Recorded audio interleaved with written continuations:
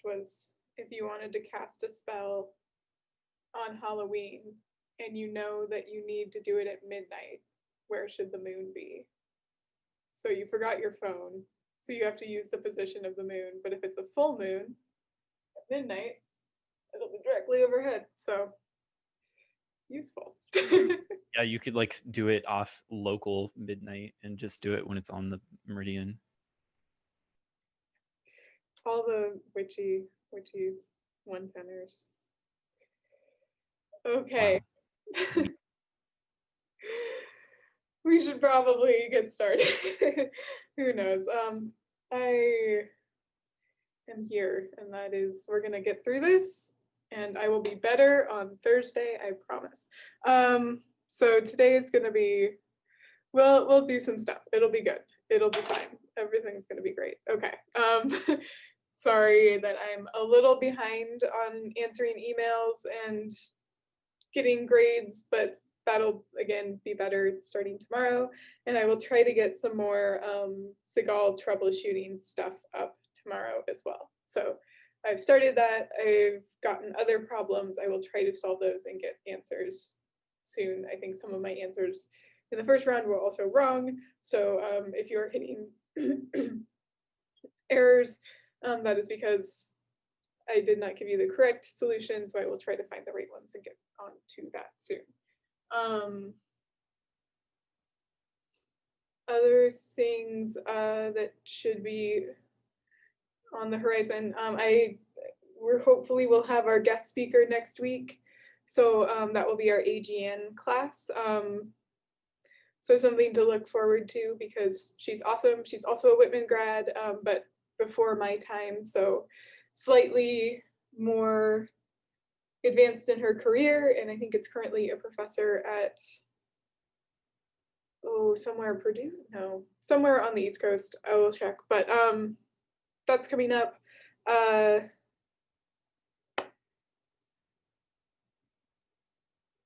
That's all I think I have for now. I think I have, I can check, I think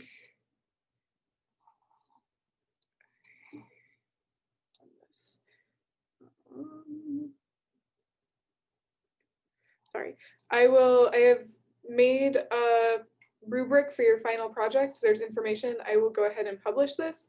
So this is not something to be too worried about now, but it is here for when you want to check it out, where it just has information about, what we're going to be doing for a final. It's pretty similar to what you did in the 110s, or if you've taken one of the upper level classes. Same kind of thing, paper, a little talk, and then we'll have the last 3 classes, I think, to get in as many of those as possible. So on Canvas now, but that'll be end of November. So still plenty of time to think about that. Is there anything else, people, I need to say before we get started? Sorry.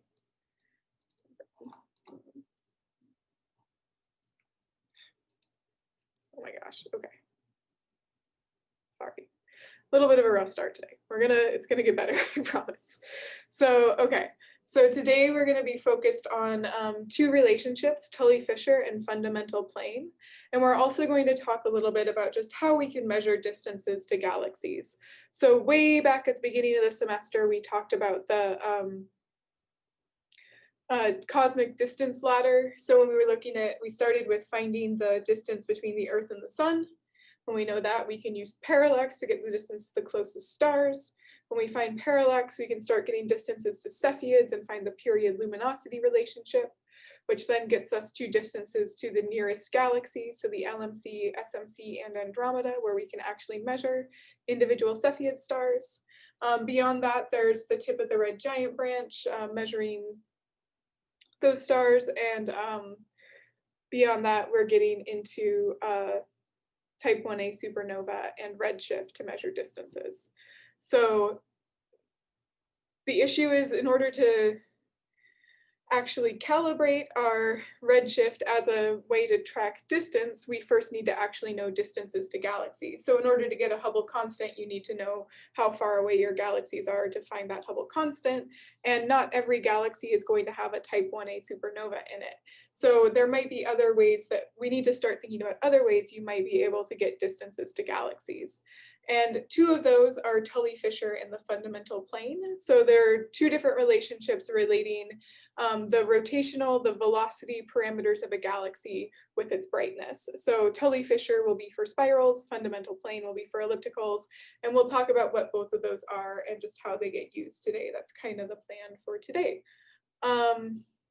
And it's building off of a lot of what we did in the past few weeks where we were measuring emission lines and using that to measure rotation. So once you have your rotation measurement, you can take that and start to maybe get a absolute magnitude, which then you can use to get a distance. So that's overview of what we will be talking about today.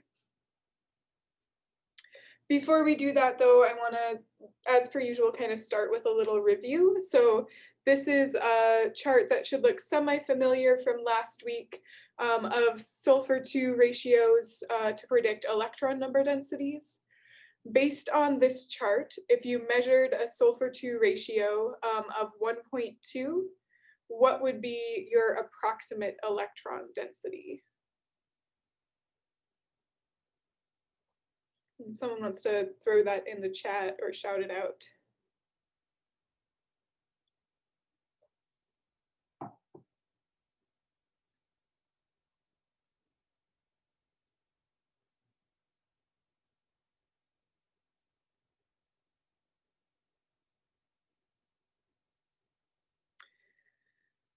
Yeah, so somewhere around 1 times 10 to the 2 or so. We can look, if you had a measurement of 1.2 on this scale, you go down 1-ish, 10 or 200, 100, 200-ish based on this graph.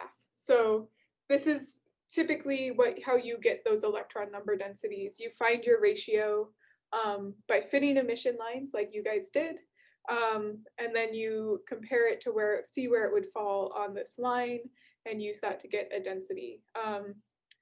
If you measured a sulfur-2 ratio of 1.4, would that tell you anything about the density, or would sulfur be a good way for measuring density if we get a ratio of 1.4?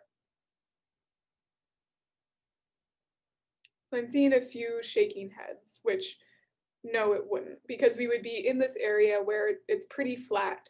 So our electron number density might be 1, or it might be 10, or it might be 50 or so, but it would be impossible to really tell because we're pretty much falling in this flat area. So we want 1.2 was a good number because sulfur is actually going to give us a pretty good idea of density at that range. So just as a little bit of a review how we get densities when we know emission line strengths.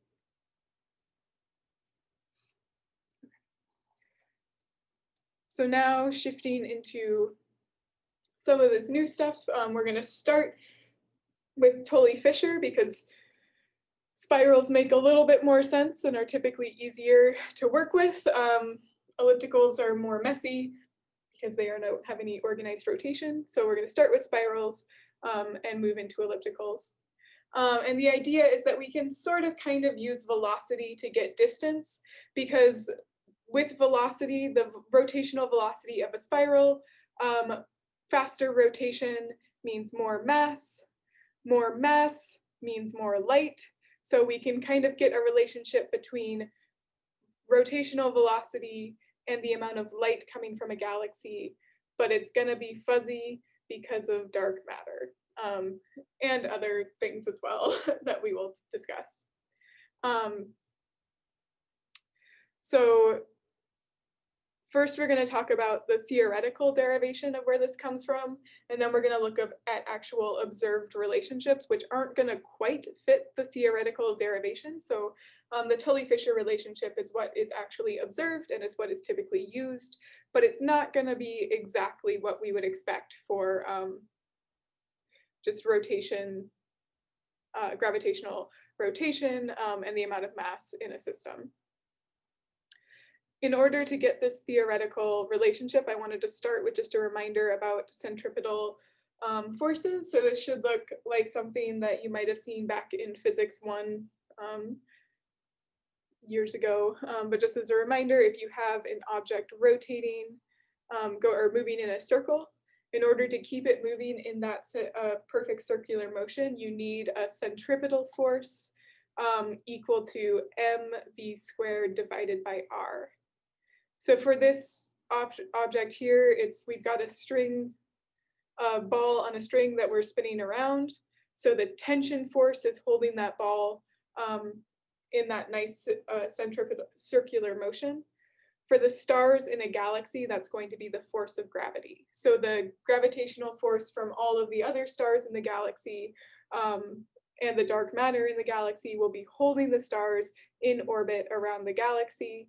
And we can use the law of gravity along with the centripetal force equation to kind of estimate how much mass is in the galaxy. So just to start out, I'm going to add a few steps in here. So with virial theorem, we can take our centripetal force. So our Fc was equal to mv squared over r. And we can say that that should be equal to Fg, or the gravitational force when we have an object rotating around another object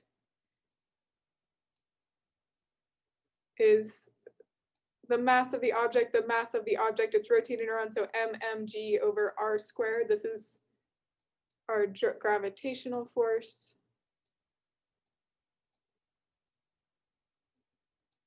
Now, this is typically, we think of like a planet going around a star.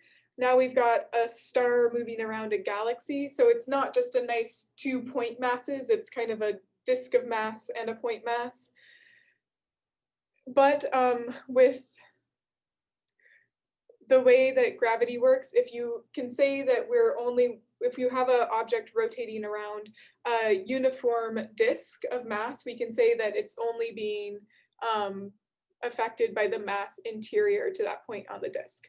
So we're kind of doing some approximations. This is similar to in E&M when you use Gauss's law to find the electric flux through a surface.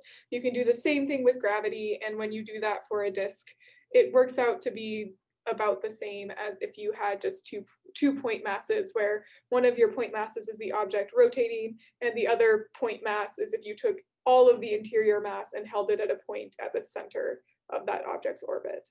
So it's a little bit fuzzy. Again, all of this is a bit fuzzy, but we're kind of approximating that we've got this nice distribution of mass in our galaxy. So then we can do a little bit of algebra to say, okay, these masses of our rotating object are going to cancel, and then one of these r's is going to cancel. And we end up with velocity squared should be approximately, so kind of wiggly. Good news is it's supposed to be wiggly. Okay, it's going to be mg over r. So our velocity should be proportional to mass divided by radius. Since more mass means more luminosity, so if you have more stars, if you have more stuff, your galaxy should be brighter. So we can say that luminosity should be proportional to mass. So then we can say, just kind of rewriting this, we can say that luminosity should be proportional to solving for m and plugging in L instead, v squared r over g. So that's just taking this equation and this relationship and plugging them in together. So now we have a semi-relationship between velocity, radius, and luminosity. We'd kind of like to make this independent of radius because that's a little bit tricky to measure for galaxies. It can be a little tricky to measure. You need to know distance to measure the radius of your galaxy if you have an angular size. So we're going to use one more relationships where we're going to say that the surface brightness of a galaxy is fairly constant. So the surface brightness I is equal to the luminosity divided by the area of the galaxy. So if we have like a circular area, that would be pi r squared. So our surface brightness, we're going to say, is equal to some constant. It doesn't really matter what the constant is, because right now we just want to figure out how velocity and luminosity should be related. There should be an S in there. Sorry. Okay. So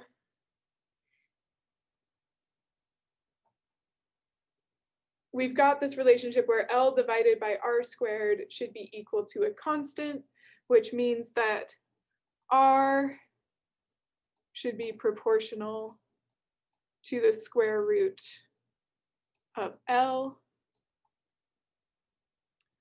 So now we're going to take that and our equation up here relating velocity, radius, and luminosity to write that our luminosity should be proportional to v squared times the square root of luminosity and like divided by g, but g is just a constant. So since we're not trying to find equals, I'm just not going to write g. So this is just proportional.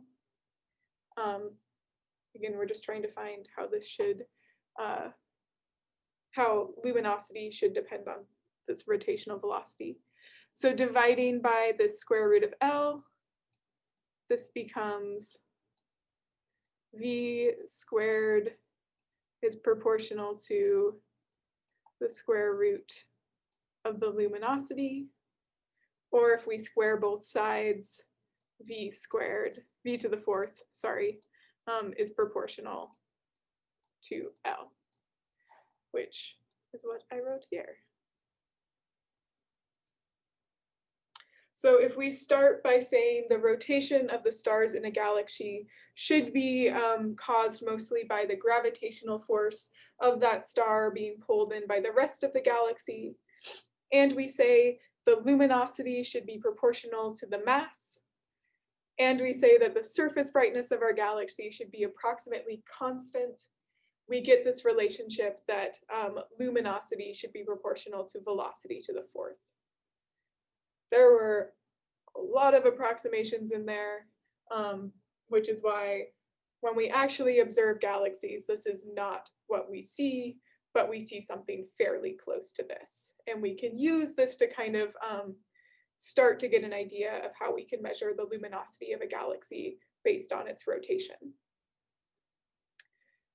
Does anyone have any questions about any of that?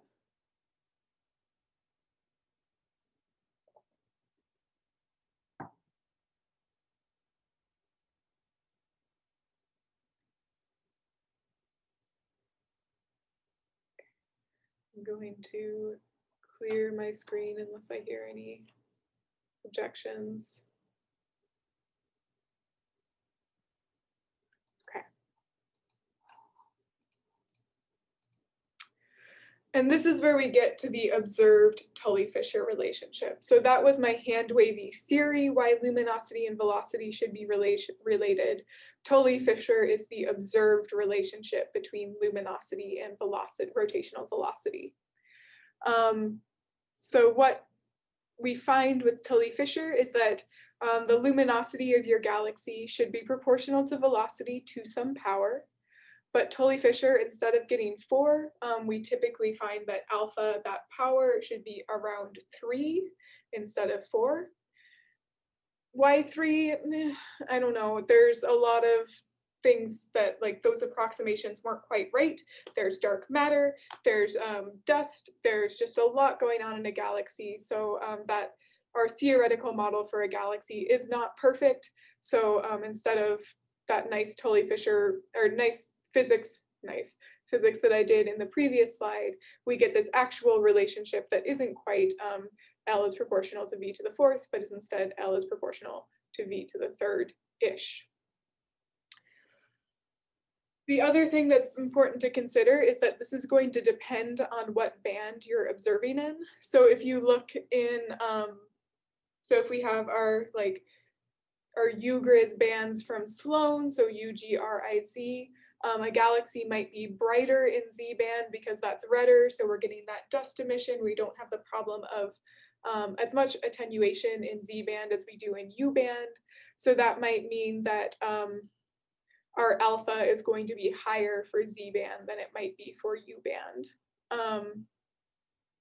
It's also going to slightly depend on galaxy type, because different types of spirals will look brighter in different bands, and that just kind of further complicates things. And they also have different mass to light ratios slightly, so that also affects things. So Tully Fisher is all kind of hand wavy, best we have for galaxies that don't have type 1a supernova.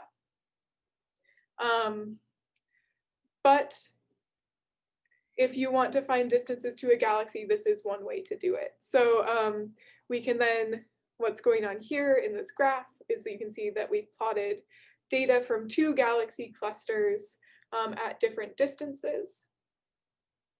And the difference between where we're seeing these line fits for these galaxies will be a difference in distance. So we're assuming that galaxy clusters at different distances from us have similar physics causing their rotation, have similar relationships between luminosity and velocity. So we can say that the difference in where these relationships end up falling will give us an indication of distance. So apparent brightness,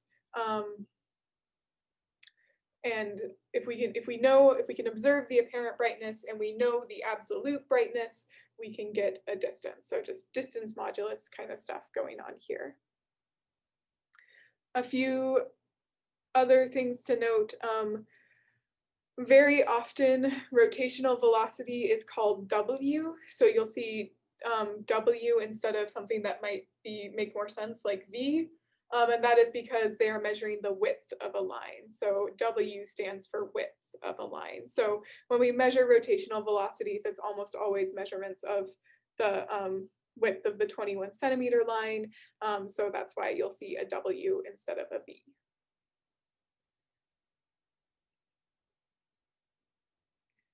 Any questions so far?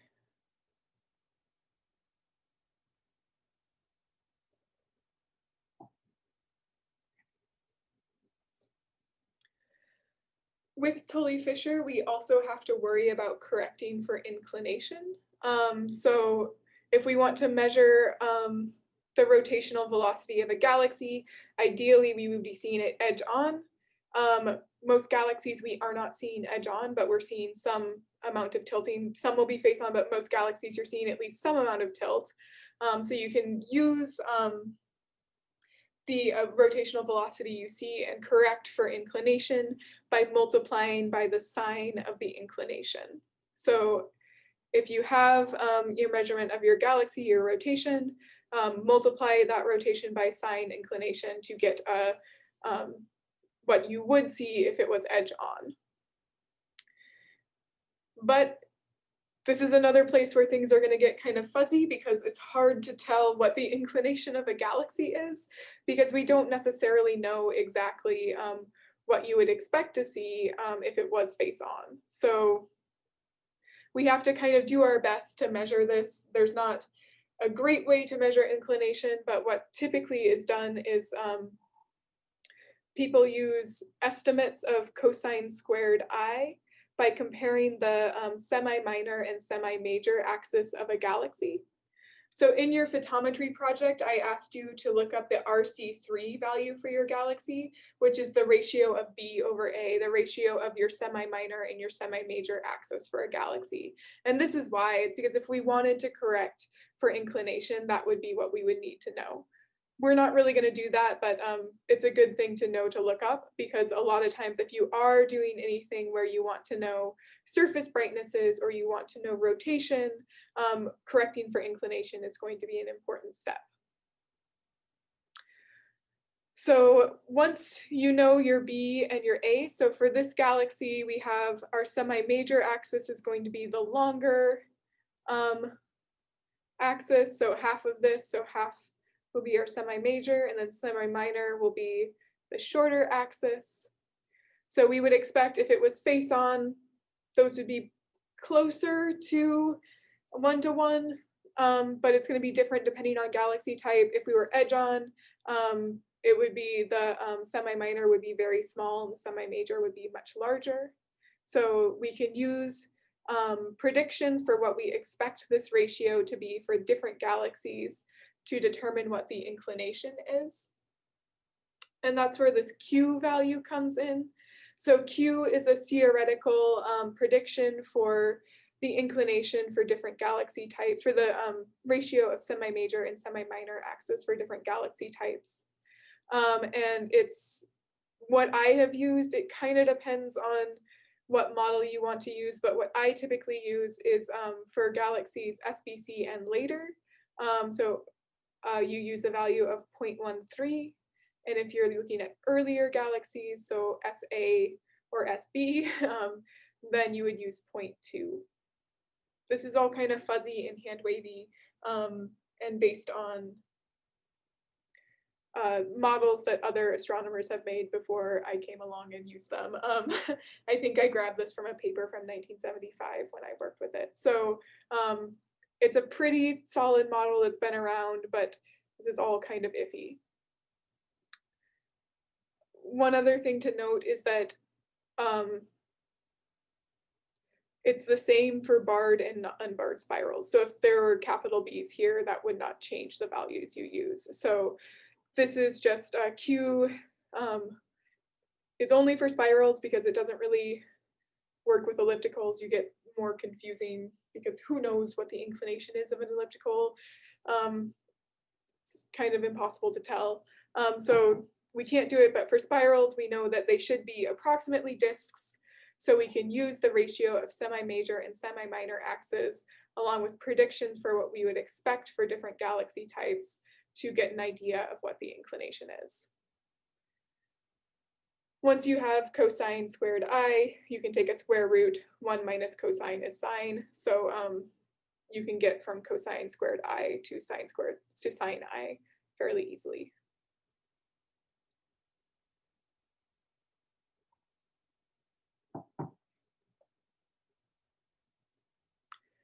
We also need to correct for extinction, especially if you are working in UG or R. If you're more in the infrared, there's less worry about extinction, as we've said before. But if you are looking at U light, more of our blue, our UV light, you have to worry about dust extinction. So your luminosity is going to be affected by the amount of dust extinction. The issue is, if you are closer to edge on, dust extinction is going to be a bigger issue.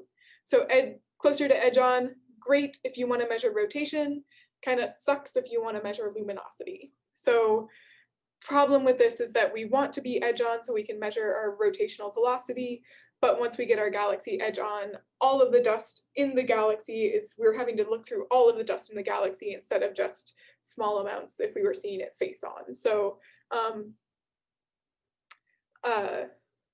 there's just more dust to scatter and absorb light, which means our luminosities will be lower. So we want to try to correct for this by adding adding a correction factor to our luminosity measurements. that is equal to c times the log of this semi-major to semi-minor axis ratio again.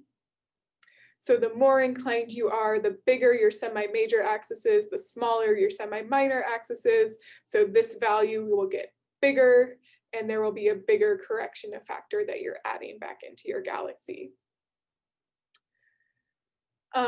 C int is the internal extinction coefficient.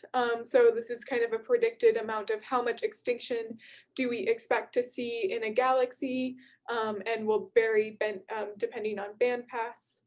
Again, kind of as I said, it's less of an issue if you're looking at red light, more of an issue if you're looking at blue light. So C will be larger for VB band, UG band, depending on which set of bands you're working with, and smaller for IR or IRZ kind of bands.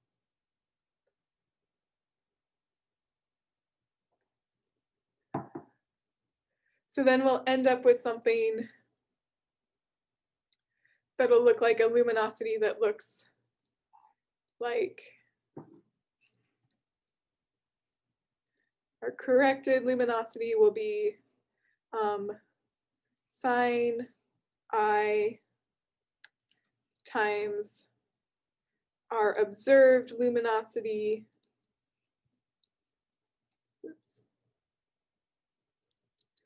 plus our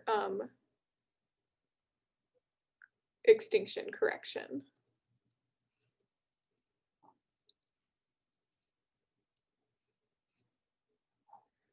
And that's what you'll want to use when you plug things into a Tully-Fisher relationship. So if you're relating velocity and luminosity, you're relating the corrected luminosity, not just the observed luminosity. So important to consider, because Tully-Fisher all that physics I didn't take into account the fact that our galaxy was not perfectly inclined and was not had dust and stuff blocking the light from it.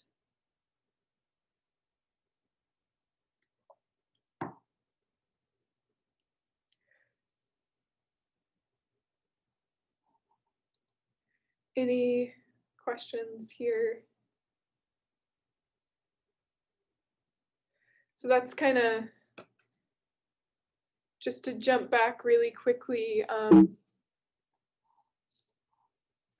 that's going to be our Tully-Fisher relationship. So for spiral galaxies, we measure rotational velocity. We use the observed relationships between rotational velocity and luminosity for galaxies where we know the luminosity, to determine that there should be this L is proportional to V to a power, where that power alpha is going to be approximately 3. And then we can use that to find the distances to galaxies, where we measure the flux and the apparent magnitude of a galaxy and compare that to what we think the total luminosity or the absolute magnitude of that galaxy is.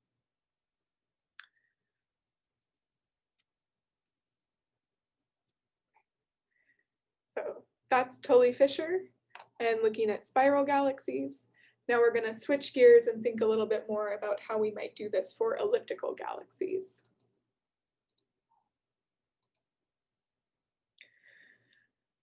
As I mentioned, elliptical galaxies are not as nicely rotating as spirals are, so we can't actually look at organized rotational velocity inside of an elliptical. But what we can say is that if there are more stars, we would expect there to be more random motion in elliptical galaxies, which would lead to a larger velocity distribution. So we expect the velocities of stars in an elliptical galaxy to kind of end up being to fit along a Gaussian, where we have,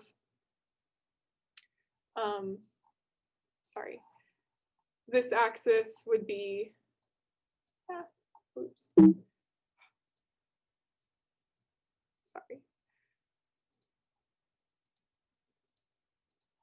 this axis here would be velocity, And then this axis down here would be number of stars. So kind of an approximation that if all the stars in our elliptical are moving with random velocities, we expect to see some amount of a scatter of stars moving towards us, stars moving away from us, centered around zero-ish, or once we correct for the fact that the elliptical will be moving away from us.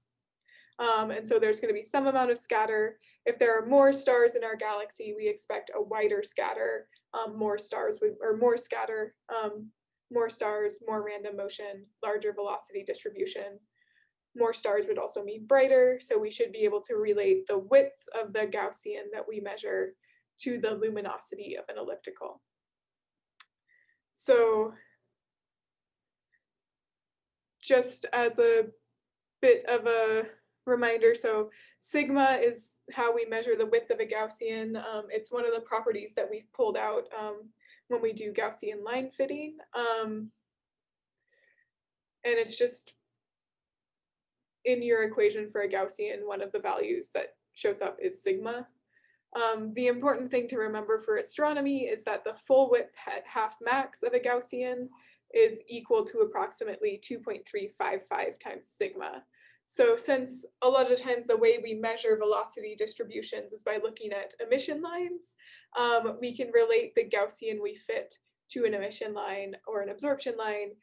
We can get the full width half max related to sigma through this equation. And what we find is that for ellipticals, again, we get a relationship between luminosity and the sigma value, the scatter in the width of our velocity distribution, where there's some factor alpha that we're raising that to the power of.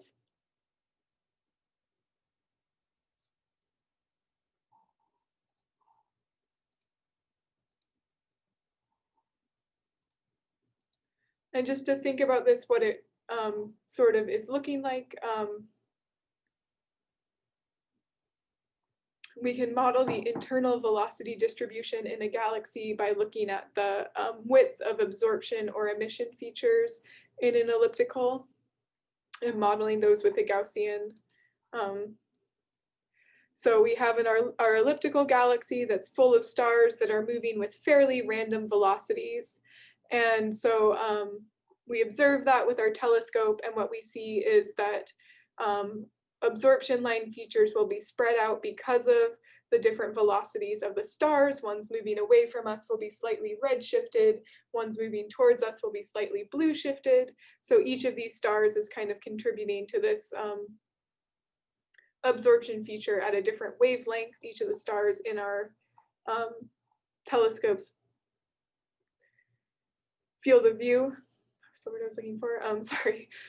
So each one will cause a slightly shifted absorption line. The width of the absorption line will tell us the velocity distribution of our elliptical galaxy.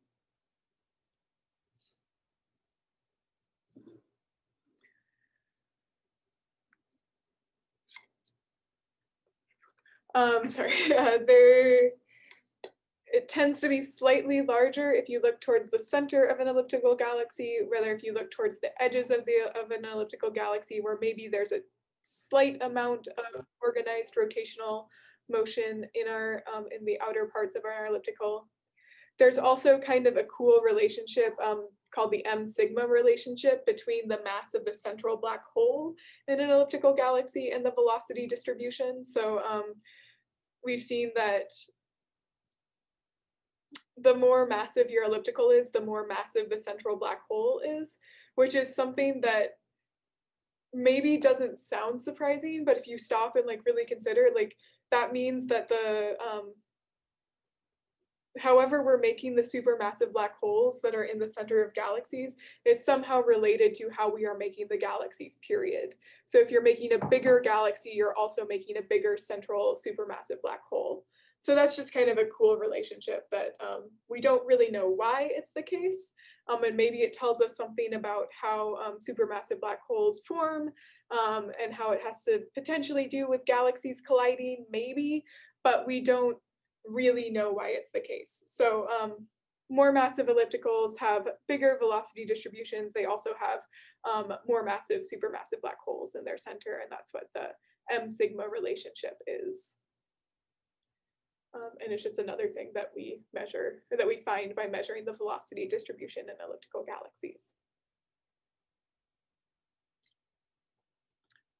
One other thing I wanted to just pause and point out really quickly is that elliptical SEDs look fairly different than spiral SEDs. So this is kind of our spectral energy distribution that we talked about earlier for a typical spiral galaxy, and then ARP-220, which is a ULIRG, so a very bright infrared spiral star-forming galaxy.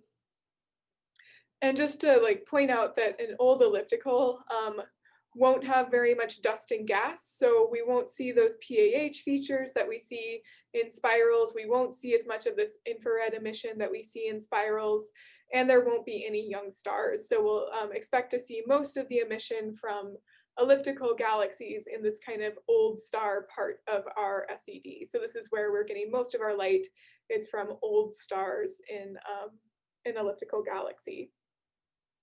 Because of that, unlike spirals that had some pretty strong emission lines from gas, ellipticals won't really have those. So instead of measuring the width of emission lines, you're typically measuring the width of absorption features. It's kind of the same, just flipped. So instead of having our Gaussian going up, you have a Gaussian going down. So it's the same kind of modeling, but now because of elliptical galaxies not having a lot of gas, not having a lot of dust, what we're measuring is the absorption features in the atmospheres of stars. And so you're seeing absorption features where you have the center of a star being essentially a black body. As the light moves out of the outer cooler layers, you get absorption features. So we're measuring the absorption features in stars instead of the emission features from gas, because ellipticals don't really have emission features. So still fitting Gaussians, still the same kind of math, just flipped.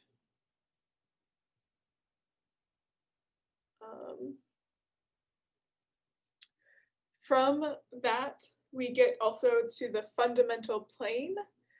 So because ellipticals are gross, in my personal opinion, no, they don't have that organized velocity.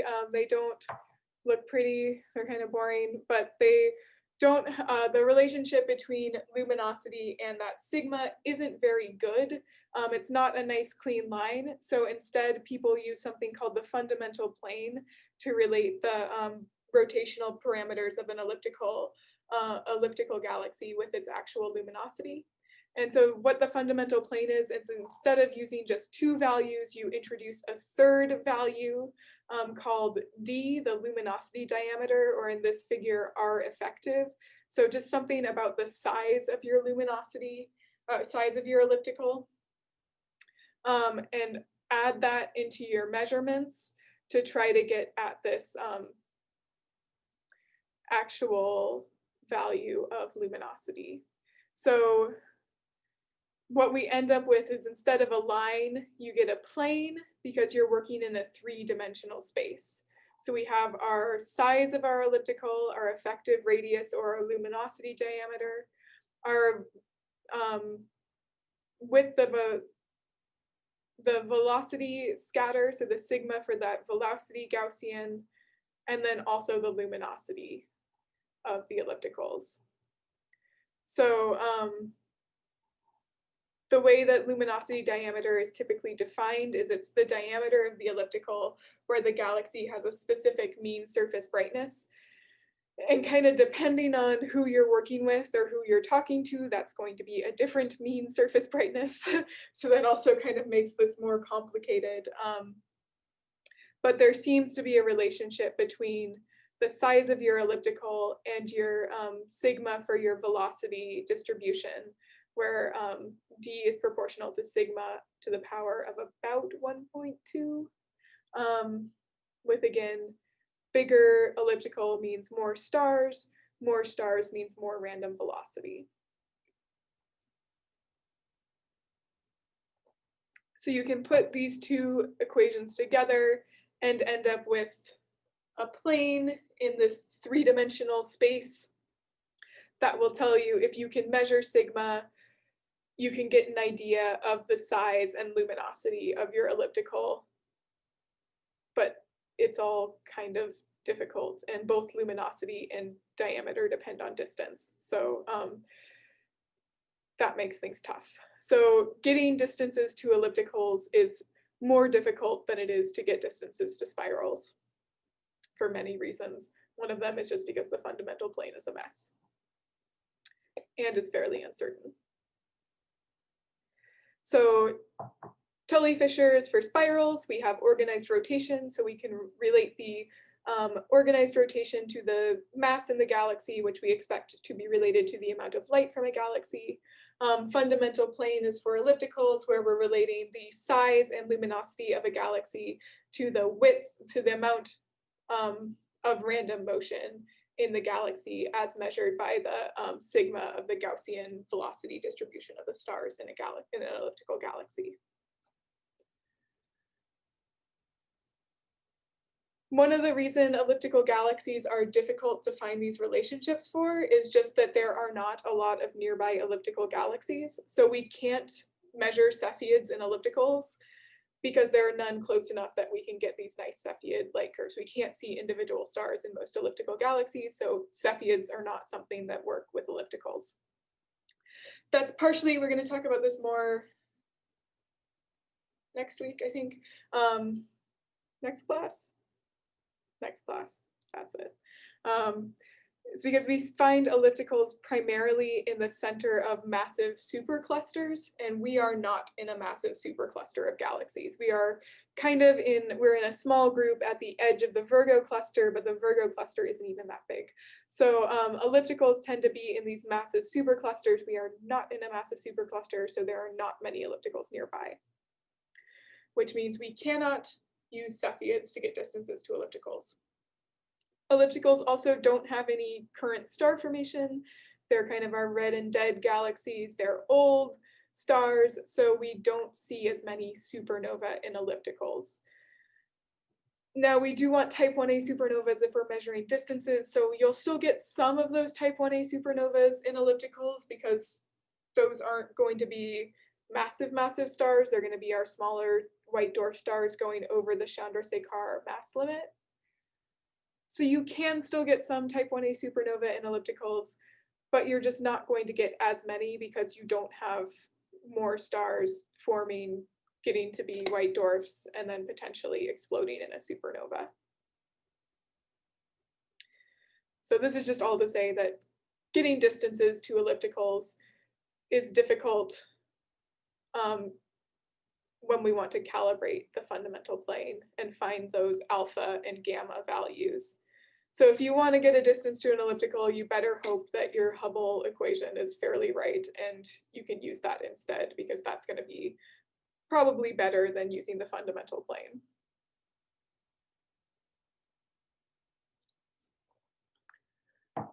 There are a few other ways I'm just going to briefly mention on how you might get a distance to a galaxy. The first one is by looking at surface brightness fluctuations. So this is only going to work with pretty nearby galaxies as well, but the idea is the grainier an image of a galaxy, the closer it is. And that's because graininess is going to be caused by differences in the number of stars per pixel. So with these two galaxies, the closer galaxy, you're kind of getting an actual observation of the different stars. You can measure light fluctuations from pixel to pixel because there's going to actually be different numbers of stars in each pixel because it's close enough that you're actually kind of observing those individual stars, kind of. As you get further and further, the galaxy will be a smaller angular size in the sky, and there will just be a more consistent number of stars per pixel. So you won't see as much variation across your disk of your galaxy, and it will look smoother as you get further, galaxies that are further and further away. So in theory, this is a way that you could get distances to at least some of the nearby galaxies, but even with Hubble, the best you can get is out to about 200 megaparsecs. So Hubble has nice resolution for us, and you don't have to worry about seeing caused by issues with atmosphere because you're in space. So Hubble is the best we can do at this moment, and it can get us out to about 200 megaparsecs using this method. James Webb will get us slightly further, but not much. So this isn't super helpful, but is an idea of another way we can at least attempt to get a distance to a galaxy based on this graininess caused by fluctuations in brightness of a galaxy that change as you have different stars in each pixel.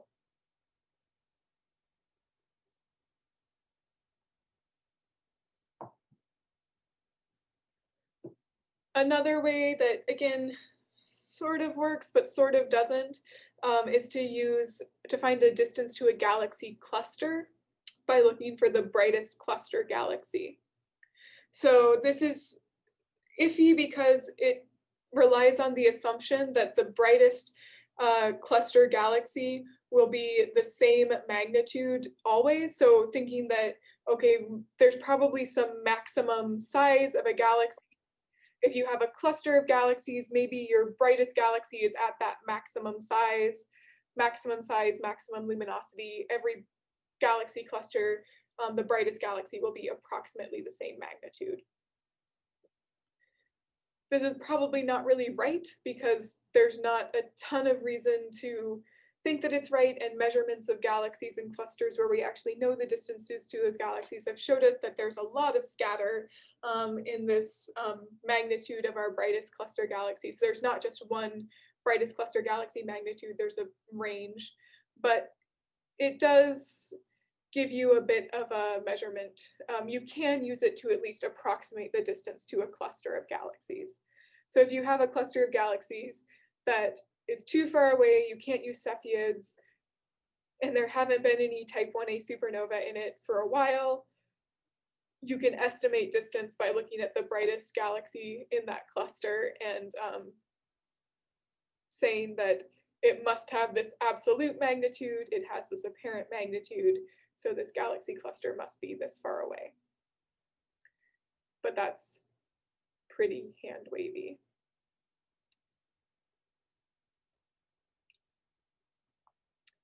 So that's how we get distances to galaxies if we don't have type 1a supernova and without relying on the Hubble relationship, which you don't always want to rely on because it's not necessarily a nice linear relationship throughout time.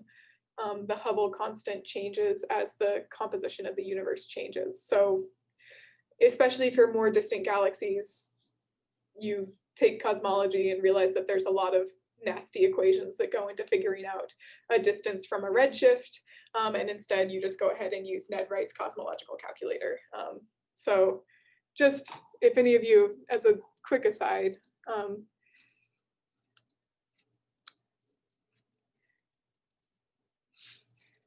any of you have used Ned Wright's cosmological calculator, you plug in a redshift and you tell it what you want your properties of the universe to be, and then you say that your universe is flat, and it calculates the distance in a bunch of different ways and what the light travel time was and all other kinds of things. So if you're ever trying to figure out how far away something is and you have a redshift, this is the easiest way to get nice actual calculations of distance. And it's what I always use, especially if I want to talk with non-astronomers about how far away a galaxy I'm looking at is. So it gives you it in light years too, and you can be like, this is, you understand. You don't, when I say z of 5 to a non-astronomer, they're like, what does that mean? But if I say it's at a distance of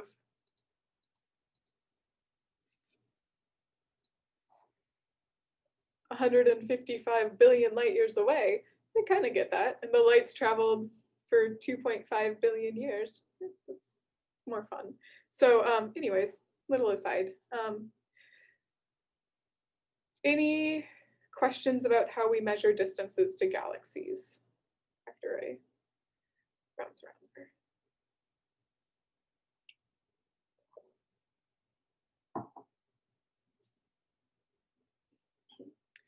Okay, so with that, today we're going to transfer into our little Python programming activity. I think this is probably our last programming activity, so for the rest of the semester we'll be doing more of the kind of discussion-y based things, as well as there's one thing I'm excited for. We're going to play with an online thing, but it won't be programming. And it's maybe something we should have done earlier, but today we're going to look at how we can fit just nice relationships, fitting lines in Python. So that's what our notebook is. There's some data from a paper, I can't remember which paper I grabbed this from, that has luminosities and or magnitudes and velocities for a bunch of galaxies. So we're just going to practice doing some line fitting and then also some line fitting when you know the errors on your measurements. So a lot of this should look semi-familiar to stuff we've done before. First thing, I'm just plotting, instead of a scatter plot, I'm now doing a plot with error bars, where I'm just pulling the B magnitude error, as well as we're looking at spiral galaxies here, so we have our width, our W parameter that has to do with the rotation. It's the rotation at 20% of the optical radius, so that's why it's W20. So kind of like there's a half light radius. This is a 20% of light radius. And then I told it that I don't want a line because otherwise you get some gross garbage in there. So that's what ls equals nothing means, essentially, is that I don't want you to connect a line between all of these points. And then I also flipped my y-axis because we're looking at magnitudes. And so you can see we kind of get a Tully-Fisher relationship where more rotation means brighter. And then I fit a line without doing any error weighting here, so using polyfit. And then I fit a line with a bit of error weighting in the second part, where my error weighting, I want to weight by the inverse of the error, because I want points that have high errors to get less weight in my fit. So I want my fit to say, okay, if this is this point has a ton of error, I'm going to kind of ignore it. If it doesn't have a very big error, I'm going to say it's important. So I want the inverse of the error as my weighting. Python only lets you fit one of your error bars. So we have 2 error bars. We can't fit with both unless you want to do a kind of sum here, some sort of sum. So, but that's, kind of next step. So we're just going to fit wait for error in 1 dimension and not worry about the fact that there's 2 dimensions of error. So your goal will be to repeat this, but instead of looking at B band, you're going to look at R band and compare the data for those 2, for B band and R band. So that's the goal for today. Any questions about that where I open up some breakout rooms?